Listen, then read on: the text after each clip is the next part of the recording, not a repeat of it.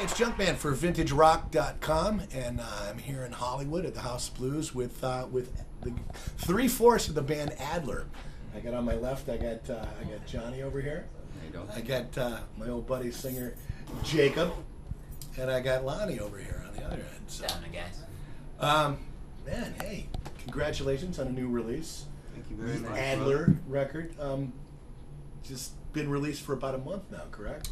It came out 2 weeks ago. It came out on November 26th through New Ocean Media over here, and comes out in Europe. Actually, it's on iTunes now, all the digital stuff in Europe and Asia and all the other markets, but it's coming out at the first of the year, the physical copies everywhere. So, yeah, we're at our first LA show, playing with our friends in the band Steel Panther, and we're at House of Blues on Monday night at the Sunset Strip. So, yeah, man. What better way to launch a first LA performance? Well, all you guys have played in LA for a long time, over the years and stuff like that, which brings me to my next question with Steven, being like from legendary Guns N' Roses. How did he come up with, how did the three of you get involved with the band? That's like the main question that I want to know. How did this happen? You want to start to the left, work your way to the right? Well, whatever. I joined Adler's Appetite the last time that they went out. So I spent 2 months on the road with Steven, and by the time we got back home, we became best friends, and he said, I want to start something new, so he fired everybody but me. And then I went to the Key Club to Janie Lane's memorial. The first person that I saw was our mutual friend, Jay Rustin. And he asked me what I was up to and how the tour Producer went. of the Stars, Jay Rustin. That's right. He ended up mixing our record. So Jay turned me on to Jacob. He says, I know the perfect singer for you guys. He says, he's here tonight. Let me text him. So he texts him, and Jacob comes walking up, and I go, he's perfect. I didn't even have to hear him sing because I knew coming from Jay. So once we got Jacob involved, we did the record with Jeff Pilson. And At his home studio, right? Yeah.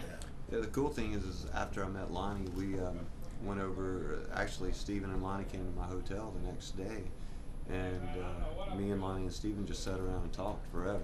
Just talking about music, talking about Queen, talking about Journey, talking about Guns N' Roses, talking about all the bands that we love. Just growing up, influences, all of that. And one thing that we said right away, that hey, if we're gonna do this, we're gonna put ego aside, and it's got to be all about the songs. So if Lonnie submits a song, or if I submit a song, if something's not good, don't try to cater to somebody's ego and be like, oh, that's great, because at the end of the day, it'll just have a shitty record, So it's all about honesty, and we also had to be open to change each other's songs and listen to other ideas and everything else, anything to make the songs better, because ultimately music is all about the songs. If you don't have the songs, you don't have anything. So we went into this project like that. Lonnie had some amazing songs written. I started sending songs to Lonnie and the guys, and next thing you know, I flew out here in January and we started making the record. And then for the first time, we got in a room together. The very first song that we wrote was the one that you hated, and Which is the first single. Which is the first single. I had the riff, and I didn't have a chorus. And by the time it got around to the chorus, Lonnie just jumped right in and started singing, "I'm the one that you hated." And we wrote that song in about 10 minutes. Really? And that's basically the whole vibe of the record. Like, it was effortless. Like, everything just kind of flowed out naturally. And like he said, we went over to Jeff Pilson, and started recording the record in January. And by May, I guess we had the whole thing done. And then, here we are. Now, Steven, with his name, actually, the name of the band, did he have the power of the final say on everything, pretty much? Or funny story. Steven absolutely had the final say in all the songs. He chose what songs were going to go on the record. There were songs that Lonnie wanted on the record, or that I wanted on the record, that didn't make it. At the end of the day, Steven chose the songs for the record. Me and Lonnie wrote the songs. And the funny thing about the name, Adler, he wanted a band name. Because it was in Guns N' Roses. He wanted a straight up band name, and he kept coming up with this name, No Quarter. We gotta call the band No Quarter. And we're like, dude, that is awful. It's like, it's a Zeppelin song. Oh my yeah, and we Googled it, and it was a Led Zeppelin tribute band, and we were like, no, we're not calling the band No Quarter. Even Jeff Pilson was like, No, dude, Terrible. that's just an awful name. So we didn't know what we were gonna call the band. We went on that metal show with Eddie Trump, and Eddie said, "So Steven, you're doing this new project. What's it called?" And Steven goes, "Adler." And so that's the way. And we had discussed, last skate, we couldn't all agree on a name that we should call it Adler because that's what Slash is doing. Even Duff, as Duff McKagan's loaded, and I mean, hell, he's in the Rock and Roll Hall of Fame. He earned it. You know what I mean? It's so we never had a problem calling it Adler. He wanted to call it a band name in the beginning, but all the band names that were being tossed around, we could never all agree on. So, but yeah, that's the way that the name came about. It was live on that metal show, and Steven goes, "Adler," and so we were like, "All right, we're Adler." That's it. Done. There we go. Done. Wrap it up. Yeah. Now, how many songs did you guys actually record before the final cut on the record? How you said it didn't really take that long to record all that stuff, right? It did. We were doing demos. We had a Dropbox set up, and we had 23 songs in the Dropbox,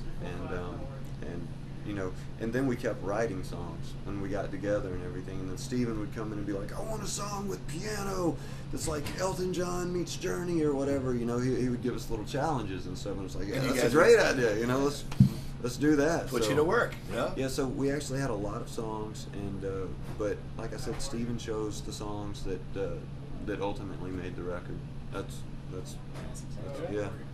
what happened. So How about you, John? How'd you get involved with the project? Well, Lonnie and I have been friends for over 10 years now. And then he had called me back in January saying that they were putting a new project together and they needed a bass player, they were auditioning people.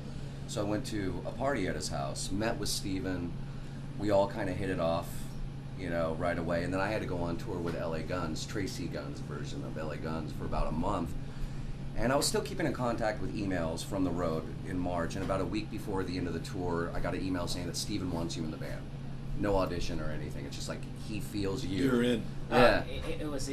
You missed the best part of the story. Oh, okay. So 5 minutes after they met, Johnny, we're in my studio, and Johnny sees a bass on my wall, and he goes, "You mind if I play this?" And I go, "Please." So he picks it up. It's just the three of us. Well, I think there was one or two other people in there. It was a party in the other room. And so Johnny just started playing. 30 seconds after he starts playing, Steven looks at me and goes, "That's our bass player." And that was the audition. Yeah, and so I literally got off the plane on April 1st. April 2nd, I was learning songs. April 3rd or 4th, we did the video for The One That You Hated. So it was a very quick transition, but I knew I wanted to be in this band, knowing Lonnie as long as I have. So I know he's going to surround himself with good people, and I was just blown away by the songs. First and foremost, it's like, Steven's reputation aside, as those songs were amazing, and I just wanted to be a part of it. It's cool, man. I love what you guys do. You mentioned making the video. Now that's a whole other process itself, as opposed to making a record. Was it a lot more difficult making the video thing, or was it? Because it seems like it was real easy to record because you guys got along so well and you guys were all on the same kind of page. It seems like now, in terms of a video, those can actually be kind of difficult sometimes. Tell us about the process. The of video that. is even easier than making the record because we put it in the director's hands. Mm-hmm. We were like, write a treatment, do whatever you want. We're there. This is our first video. We just want it to. One thing that we want it to be all about the band, not not the helicopters and airplanes and all the crazy stuff that you see in interviews. It's our introduction video to the world, and it's the first, original thing that Steven's been a part of in, 25 years. This is kind of reintroducing him and totally introducing the band. So let's, make it all about the band, and that's all the direction that we gave. And then John Fusel, the guy that directed the video, is just absolutely incredible. He gave us exactly what we wanted, and we put an ad out that just said, looking for girls with tattoos. Hit us up if you've got tattoos and want to be in the video. And, I'm sure you could find a few of them these days. Yeah, there was, believe it or not, there was a couple right here in L.A. Imagine that. We didn't even have to go outside of L.A. We found girls with tattoos in this town. Wow. Insane. Wow. Next thing for you guys after blowing away Hollywood, which you will tonight, what's going to be next? Are you going to take this thing on the road and go nationwide? Are you going to jump on a tour? Everywhere. What's the plan? Everywhere. We're going over to Europe, which I've never been. Johnny's been a million times, so he's going to be our tour guide. Yeah. You know, while we're over there. But you know, we're going to go through all of Europe. We're going to go to Japan with Duff in March. Interesting. So And, ex Guns N' Roses get together and tour together. Absolutely. On a much more, I would imagine, a much more sober level this time around. It's so cool because Duff Even is if they doing- were drunk this time around, Yeah. it would still be a lot more sober than it was the last time. Right. That's the great thing. Duff and Steven are still friends, and, Yeah. and Slash and Steven have been best friends since middle Yeah. school. And Slash came and played on our record. He came over to Jeff Pilson's when we were recording the record, and he actually went to the wrong house, and it was like 11 o'clock at night. And you know, the person I would have loved to have seen that. The person Slash opening is the at the door, door, like Slash is just standing there. whatever Honey, he- Slash is at the door. Yeah, that's exactly what happened. He's got a And, pizza. Slash. yeah. So he showed up, and you know, not only are they great friends, but I keep telling the story. People are asking, "Oh, well, what kind of guitar did he bring?" Yada yada.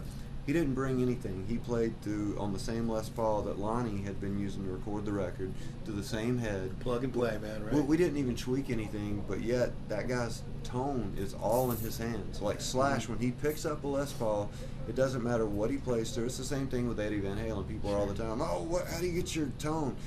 People don't understand it really is in those guys' hands, you know. And but you know, we decided to put him on the ballad called "Just Don't Ask," because you know, we were all talking those amazing solos that just stick with you, those melodies that Slash did, you know, "November Rain," "Sweet Child of Mine," they were like the ballads. So we were like, man, let's put him on a ballad. He can bring that to this, and he came in and just nailed it.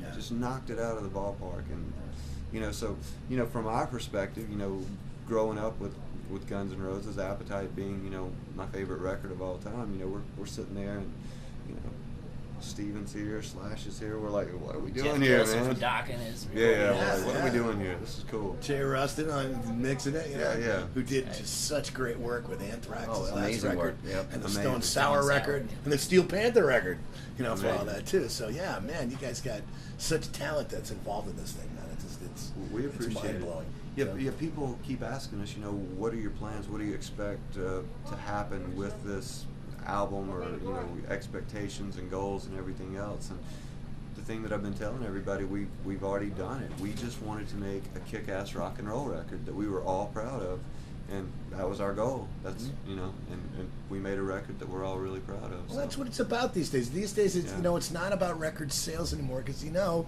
the kids aren't buying records anymore. They're downloading records. You know, you have to be seen, and obviously, you guys are a very visual band, much you know, and to go with the music as well too. So it's just you know, it's something that these people are really gonna like, man. I'm Thank really you, looking brother. forward to seeing it. You know, so just very happy for you guys, and looking forward to seeing what happens with it. You know, and just watching it happen. So. The actual title of the CD is Back from the Dead. Back from the Dead. And Steven will tell you that it's a concept album. That was never the intention, but like when we Did listened he come to it, up it's with like, that title, okay. or was that another one of the group decision things? Lonnie wrote a song called Back from the Dead, and that's Well, we all wrote it. well, we all wrote it, but you know, yeah, and it just really fit the whole vibe of the record. And if you look on the inside of the album cover, when you lift up the CD, it's Steven's hand holding a drumstick, literally coming out of a grave, and it's just, you know, because it just fit, Yeah. totally fit. That's great. Well, come and get it. Back from the Dead, Adler. Thanks for talking. Steven's on his Thank way you, down brother. here, Yeah. and we'll be rocking the house tonight. So, guys, enjoy. Thanks. Thank you so Junkman, much. vintagerock.com, and yeah, get that record. It's on the website of. iTunes, it's on our website, Adler Rocks. Make sure you like us on Facebook, which is Adler Music, and follow us on Twitter, which is Adler Rocks. There you go. You got it. Vintagerock.com Thank you. with Adler.